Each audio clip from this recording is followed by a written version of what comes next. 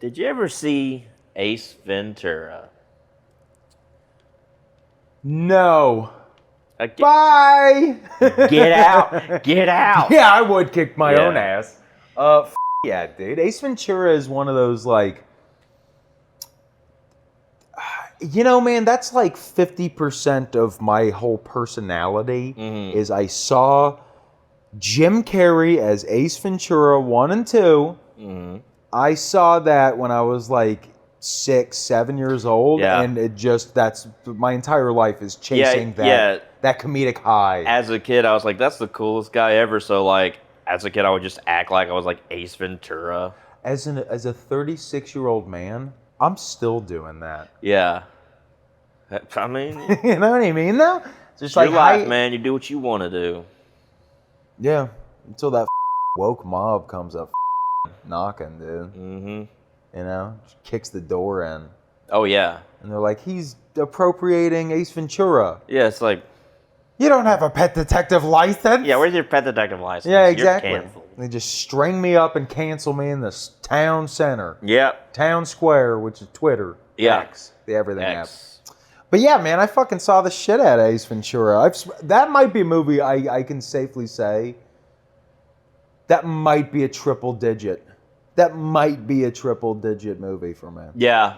I may have seen that 100 times. Yeah. It's not once a year, but I'm pretty sure between the time I was a kid and like now, it's got to be like a triple digit. That's what I mean. When I was like 12 years old, that was an almost every week occurrence, if not like... like we had it on VHS, so I'm sure that I just watched it over and over and over again. Dude. Oh yeah, I love it. Jim Carrey at his best. He's doing like 100 fucking characters in that movie. And you have Tone Loc. Tone Loc pops in. Yeah. You got fucking what's her name? Courtney Cox. Courtney Cox. You got Dan Marino. Of course. Yeah. And oh wait, and you've got fucking you got Flipper. Flipper, yeah. And then you got Sean Young's crazy ass. Sean Young, that is that James Gunn's brother? No, Sean Young. I'm sorry, I thought you said Sean Gunn. Sean Young. Who's Sean Young? She was the fucking bad guy. Okay, literally. But what else was she in? I don't know, but she was fucking. Okay, well, I didn't know her movie. name. Okay, her name's Sean Young. Okay, I thought apparently also... she was a fucking whack job. Yeah. And they didn't use her in movies much after 1993 or something like that. Yeah. Yeah. She. Okay. This movie's very funny. Truth is, the sequel. This is one of those instances where the sequel is fucking better. Sequel's better, yeah. Okay. Pet Detective's fine. I love it. I'll LOL with the best of them. Yeah. But when you get to When Nature Calls, that is the funniest, I would argue. A lot more zany. No, I'm going to go over the top here. You ready? Okay. It is the single funniest American comedy I've ever seen. Which makes it the funniest movie I've ever seen. It's actually right there with Dumb and Dumber then. No. It's above that for me. Okay. It is insanely fucking... Him crawling out of a rhinoceros's ass, and while some horrified safari family is just like, oh my god, just watching it. Yeah. And he comes out just like, oh my god, it's the fucking greatest thing I ever saw, dude. But we're talking about the first one, I imagine. Yeah. Pet Detective. Yeah. It's still so fucking funny, and it's actually a pretty good detective movie. Yeah. No, I mean plot wise, it's pretty simple. You know, you got the loner who's a smartass. Yeah. Right? Like Philip Marlowe or, He's got the cool hair and he is smooth. Right? He's a very smooth operator. Good with the ladies. Yeah. Right? Remember that lady at the beginning who just like power sucks him? Remember that? And he's like holding onto the thing and he's like, whoa! Could you imagine getting sucked off like that, dude? Sounds dangerous. I don't know. That's a good point. Yeah. I'd still try it. Yeah. Is it transphobic? I mean, I would say so, maybe. It's like when they expose Sean Young as... What's her character's name? Because I know that it's Finkel is Einhorn. Yeah, She's Einhorn. yeah. And she used to be Ray Finkel, who was the kicker for the 1984 Miami Dolphins. Yeah. Well, there's a lot of Laces people. out. There's a lot of like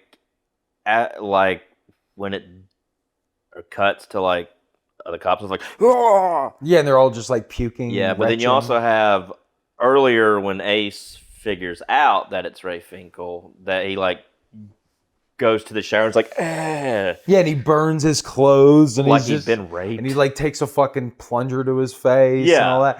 Yeah, look, here's the truth. It is transphobic. Yeah. And it's one of those ones that's like, was it then? Of course it was. It's just everybody was transphobic back then. Yeah. And now when you watch it, I still watch this movie. Yeah. You shouldn't fucking boycott it. And you certainly shouldn't judge a movie from the past by today's standards. Exactly. But I would say if you watch it now and you feel really like, God damn, that's transphobic as fuck, that's a good thing. That means that you've are changed. aware. You've changed.